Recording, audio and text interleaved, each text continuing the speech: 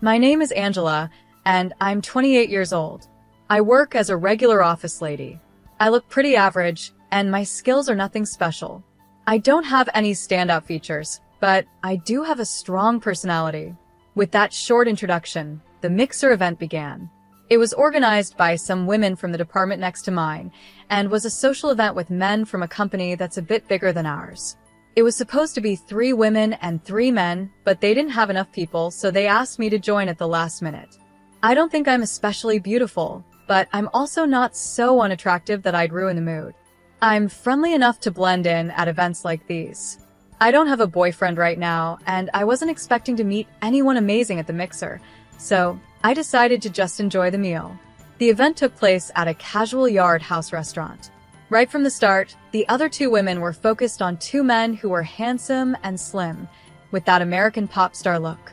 That left 2 other men, one who looked pretty plain and wore glasses, and another man who was big and well-built. The big guy sitting across from me introduced himself as Tyler. His muscles were easy to see, even through his shirt, and he had a thick beard and strong features, totally my type. I've always liked muscular, strong men more than slim, pretty boys. To be honest, my ideal guy would be someone who looks like a rugby player. He doesn't need to ride in on a white horse, he just needs to be strong enough to carry one. That's part of the reason why I'm often invited to mixers. My taste in men is pretty different from most women. You have amazing muscles. Do you play any sports? I asked him eagerly. I used to play rugby in college, but now I focus on weight training, Tyler replied. Jackpot. I was thrilled. Tyler was enjoying his meal, not talking much to the women, just focusing on the food. The way he ate was impressive. Angela, right? Do you work out too? Tyler asked, joining the conversation. Can you tell? Working out is also my hobby, I responded with a smile. I thought so. You look like you're in great shape, though maybe that's not the best way to say it, Tyler said with a cheerful smile. That smile was exactly my type, too. After that, we hit it off, talking about weight training, going to the gym, and muscles. It felt like we were in our own world, separate from the other people at the mixer, but I didn't mind. Tyler and I exchanged phone numbers and made plans to work out together in the future. At this event meant for meeting people, it seemed like Tyler and I were the only ones who connected as a pair.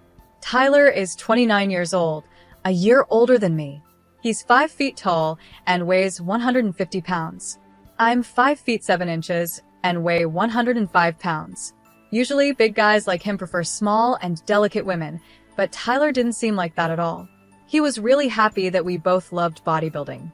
Not only did we go on workout dates, but we also did normal date things like watching movies and going out to eat. Naturally, conversations like, when we get married, I want gym equipment in the living room, and we'll need a big living room for that, started coming up. When I invited Tyler over to meet my parents, they really liked him. He was kind and cheerful, and it felt like marriage wasn't too far off. Next week, I'm planning to visit Tyler's home.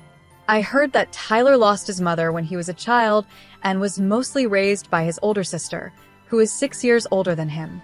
There might be some typical sister-in-law issues, but that could be easier to handle than a mother-in-law. I was nervous when I went to Tyler's house for the first time, but his sister Evelyn, who is stunningly beautiful, greeted us. She's in her mid-40s, being 6 years older than Tyler, and I couldn't help but stare at how gorgeous she was. She looked like a more polished version of Tyler, about my height, but slender and without much muscle. Her long black hair was really striking. Tyler's father is also well-built, with thick eyebrows, just like Tyler. Evelyn cooked us homemade seafood pasta, but there was a small problem. I'm allergic to shellfish. Evelyn, I'm sorry, but I'm allergic to crab and shrimp, I said. A small amount would give me hives, so I had to avoid the shrimp and crab on the pasta. I thought I told you about the allergy, didn't I? Evelyn said, looking a bit concerned. Tyler was supposed to know about my allergy, since we've eaten together many times. I didn't know about that, sorry, Angela, Tyler said. I smiled and replied, it's okay. Tyler, can you eat this crab and shrimp for me? Tyler happily said, of course, and took the crab and shrimp from my plate. I noticed that Evelyn's gaze became a bit serious, but I didn't think too much of it. I'll be more careful next time, I said, trying to smooth things over. But then Evelyn added, Angela, if you marry Tyler, He won't be able to eat crab or shrimp anymore. I hadn't really thought about that before, but I figured I could avoid cooking with ingredients that would trigger my allergy. I started feeling a bit guilty when Evelyn said, "It's really a shame because he loves them so much." Was she blaming me? I felt confused. Tyler quickly jumped in and said, "Don't worry, I can always eat crab and shrimp when I go out, or I can come here for them." During the rest of the visit, Evelyn kept mentioning how much Tyler loved crab and shrimp as a kid and that she would keep making them for him as long as she's cooking. Her comments made me feel a bit unwelcome. Later, when she saw Tyler off at the door, Evelyn said, "Even after you're married, you're always welcome to visit." It felt like she was hinting that I was somehow taking Tyler away from her. On the way home, I told Tyler, "It seems like your sister doesn't think very highly of me. I didn't know you liked crab and shrimp so much." I was feeling a bit down, but Tyler reassured me. "Yeah, I like them, but don't worry about my sister. She just cares a little too much about what I eat because it's really important to her." Tyler explained that Evelyn had taken on a motherly role after their mom passed away, which might be why she's so involved in his life.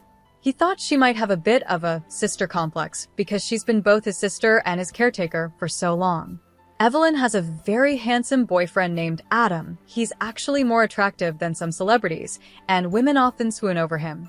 Personally, I don't find him all that charming. Adam is 31 years old and owns a nightclub. When Evelyn was working, a coworker took her to the club where Adam was the top bartender. His job involved charming women to earn tips, but he fell for Evelyn and eventually decided to start his own business. Adam really loves Evelyn, and even Tyler's father, who was originally against the idea of her dating a bartender, has accepted him now that he owns his own nightclub. "I even work out with him sometimes," Tyler said. "He wants to build some muscle, but nothing too extreme." Tyler explained that he and I sometimes go out to eat with Evelyn and Adam. Once, while I was about to add lemon and sauce to Tyler's fried shrimp, Evelyn suddenly raised her voice and said, "Wait, Tyler likes ketchup on his fried food." Tyler calmly replied, "Don't worry, Angela suggested I try the lemon and sauce, and it was really good. Ketchup is great, and tartar sauce works too, but lately I've been enjoying lemon and sauce." Even though Tyler seemed fine with the change, Evelyn's face showed she wasn't happy about it. This didn't just happen with food, though. Whenever Tyler showed interest in things that I introduced him to, like foreign dramas, or when he started changing his style of clothing, Evelyn seemed upset. It was as if she didn't like seeing him change. There were also strange things that happened when we ate at Tyler's house. I would often get hives, even though no crab or shrimp were directly served. I started to wonder if the condiments or ingredients they used might have contained traces of shellfish, which I wouldn't notice. So, I tried to help with the cooking at Tyler's house to see what was really going on, but Evelyn wouldn't let me. She said, "Why don't you help with the dishes instead?" So, I ended up doing dishes without being able to check the ingredients. One day, I mentioned, "I got hives again after we ate here last time." Evelyn responded, "That's strange. We didn't use any crab or shrimp. Could it be that you have other allergies, Angela's?" It felt like she was blaming me for the problem. She even added, "If you have so many allergies, it's going to be hard for you to cook for Tyler. I'm worried about him." She seemed more concerned about Tyler than about me. For the record, I don't have any other allergies. I've had thorough allergy tests done before, but even after I told Evelyn this, she didn't seem convinced. I started to realize that this wasn't just about her not liking me. It felt like she didn't want to let Tyler move on from her. However, Evelyn is already 34 and has a serious boyfriend, Adam. It doesn't make sense for her to stay so attached to her brother, especially since she's clearly in love with Adam. I've been thinking that maybe Adam could help resolve the situation. After all, shouldn't Evelyn and Adam be thinking about getting married themselves? It's time for them to move forward too. I asked Tyler about it, and he said, "I've talked to her many times, but she says she can't think about marriage until I'm settled and married." It seemed like Evelyn might be delaying her own marriage because of Tyler.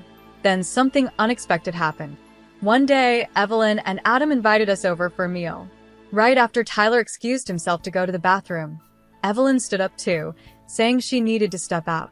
A little later, Tyler came back, supporting Evelyn, who was holding a handkerchief to her mouth and looked like she was in pain. Adam immediately stood up and asked, "Are you okay? I'll take you home." But Evelyn refused and said, "It's fine.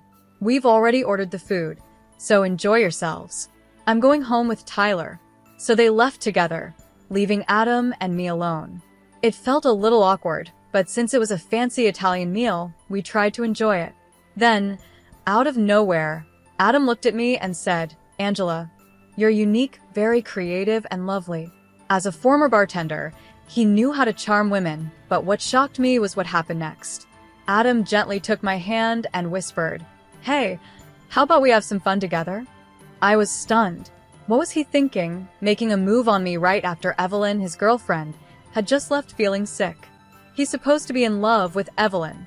Handsome as he is, his behavior was completely out of line. I pulled my hand away and said, "Please stop joking. Evelyn would be upset if she heard this." But Adam's response surprised me. With a sly smile, he said, "She won't be upset." I couldn't believe it. I quickly made it clear, I'm not interested in good-looking guys, and firmly rejected him. Adam just laughed and said, "You're interesting, Angela," without showing any offense. Refusing his offer to drive me home, I hurried to the station and texted Tyler. I felt a strong need to see him and explain what had just happened. When Tyler arrived, he asked, "Why did you call me here? What happened?" I led him to a quiet spot and apologized before asking, "By the way, how's your sisters?" I wasn't really worried about her, but I wanted to ease into the conversation. Tyler replied, "She was fine as soon as we got home. She was just making a fuss. It's too bad we couldn't enjoy the Italian meal." Then I dropped the bombshell. "After you left, Adam made a pass at me." Tyler's usual calm expression turned serious. "What? Why?" "He's supposed to be with my sister," he said, clearly shocked and confused. "That's what I said." I told him Evelyn would be upset, but Adam said she wouldn't be. "What does that even mean?" I asked. "That's really bad." Tyler murmured, deep in thought. The story he shared next was surprising. He explained that whenever he introduced a girlfriend to his sister, the relationship would end soon after. The reason for the breakups was always the same. The women would say they had found someone else. Once, I saw an ex-girlfriend getting cozy with a man who looked like Adam. It was from a distance and he was wearing sunglasses, so I thought I was mistaken, Tyler said. Hearing this, I was shocked. It seemed like Evelyn might have been using Adam to break up Tyler's relationships. This was too serious to brush off, so I decided to be direct with Tyler. I told him how I often got hives after eating meals cooked by Evelyn, and reminded him that I only have an allergy to shellfish, nothing else. I understand that she wants to keep you close, but we can't be happy in this situation, and it's not good for her either, I said. Tyler sighed and replied, "Yeah, you're right. I'm really sorry, Angela. I never thought my sister would go this far." He was clearly shaken, but I had to be honest with him about how I felt. "If you choose your sister over us, Tyler, I can't stay in this relationship." Tyler responded without hesitation, "I choose you, Angela. We'll face my sister's issues together. Once we move out, she won't be able to interfere." He added, with a bit of relief, "I'm really glad you're not into handsome men. It wasn't my fault I got dumped before." We both laughed a little, and it felt like our bond grew stronger. From that point on, we were moving toward marriage. I decided not to visit Tyler's house anymore, and keeping some distance from his sister meant she couldn't interfere. Our wedding preparations were going well, but I couldn't help feeling anxious. A quick search online revealed so many horror stories about things going wrong at weddings and receptions. I wanted to be prepared for any surprises. During a meeting with our wedding planner, I asked how often things go wrong at weddings. Sensing my nerves, the planner kindly asked if I had any specific concerns, which allowed me to open up and talk things through. Hoping for the best, I prepared myself for the big day. On our wedding day, I went into the dressing room feeling excited, but what I saw left me in shock. Evelyn was there, furiously tearing apart my wedding dress with a large cutter knife. Around her feet, there were trampled accessories scattered everywhere. I had expected she might try to sabotage the wedding, but I thought it would be something like spilling water or coffee on the dress, not this. I never thought she would actually cut the dress with a knife. "It's all ruined now, what a shame," Evelyn said, a smile on her face. But I stayed calm and said, "It's all rentals anyway. Most people don't buy expensive custom-made dresses for weddings." Her smile faded a little. What? "But you can't have a wedding without a dress," she exclaimed. "That's why I have a spare dress prepared," I replied calmly. "I liked the one you ruined more, but I'll just wear the other one." Just then, there was a knock on the door, and Tyler walked in. He froze when he saw the scene. "Evelyn, why would you do this?" he asked, clearly shocked. The wedding planner, who was with me, said, "All these dresses and accessories belong to the venue. Should I report the damage to the police?" Tyler quickly replied, "We'll cover the costs. I don't want a criminal in the family on our wedding day." When Evelyn heard the words criminal, she finally seemed to understand the seriousness of what she had done. She started yelling, "Criminal? What are you talking about? I'm just against this marriage." "Too bad," I said, "but we're already legally married. We're officially a couple, so canceling today's ceremony won't change anything." Evelyn looked shocked, then collapsed to the floor, murmuring, "No, that can't be true. It's a lie." Tyler knelt down beside her and gently said, "Please stop, Evelyn. I don't want to hate you." At his words, she broke down, crying like a child, calling out for him. Tyler's. Asked Tyler to take her out of the dressing room so I could fix my makeup and change into the spare dress. By then, both our families had arrived at the venue, and even Adam had shown up. "I can't believe she actually did it," Adam said, which made me wonder why he didn't stop her if he knew what was coming. But maybe he didn't want to intervene, since he had been an accomplice in other situations. I left Evelyn in Adam's care, still unable to stop her tears. Tyler and I explained everything to our parents. Although there was some panic at first, our calmness helped ease the situation. We decided to focus on getting through the wedding and reception as smoothly as possible. During the wedding, Evelyn kept crying, and at the reception, she constantly wiped her eyes with a handkerchief. People who didn't know the full story thought she was just sad about her brother getting married, and they looked at her sympathetically. Despite the drama, we made it through the wedding and reception. That night, we stayed in a hotel downtown before flying to Hawaii for a honeymoon. We had a week-long culinary tour ahead of us, and Tyler's comforting words kept playing in my mind, reassuring me everything would be fine. "I don't want to dislike you any more than I already do," Tyler had said to Evelyn. It seemed like those words were the greatest punishment for her. 5 months later, Adam visited our new home, bringing a huge bouquet of flowers as a gift, showing his usual charm with women. Since the wedding, Tyler hadn't returned to his parents' home, so he hadn't seen his sister. Sometimes she would try to contact him, but Tyler kept his distance, refusing her calls. However, I could tell he was still worried about her. When he asked Adam how she was doing, the reply was unexpected. "Actually, I've been thinking about breaking up," Adam said, catching Tyler by surprise. "What?" Tyler exclaimed. Adam explained, "After that incident, she's just not the same anymore. I used to love her because of how hard she tried for you." His words were vague, but I got the feeling Adam was tired of the whole situation. Still, I thought it might be better for Adam to stay with her without him. Who knows what she might do next? Maybe she get married and have kids. If she has a son who looks like Tyler, she might regain her old self, I suggested, trying to protect our peaceful life, especially now that I was pregnant. I couldn't help but feel anxious about what Evelyn might do if we had a boy who resembled Tyler. To my surprise, Adam was thrilled by the idea. "I hadn't thought about marriage before, but I'll consider it." "Thanks," he said enthusiastically. And just a month later, Adam and Evelyn registered as a married couple. His quick decision-making as a former bartender was astonishing. Not long after, I gave birth to a baby boy who looked just like me, which came as a relief. I knew Evelyn wouldn't be interested in him. Though I hadn't been very into the idea of having kids before, I quickly grew attached to our son and appreciated how special he was. I could now understand, in part, Evelyn's strong attachment to Tyler. One day, Tyler told me, "Angela, don't turn out like my sister." His expression was sad and complicated. Meanwhile, Adam and Evelyn went on to have a child as well, just as we had expected. Evelyn smoothly became pregnant and gave birth. But instead of a boy who looked like Tyler, they had a beautiful little girl, as precious as a gem.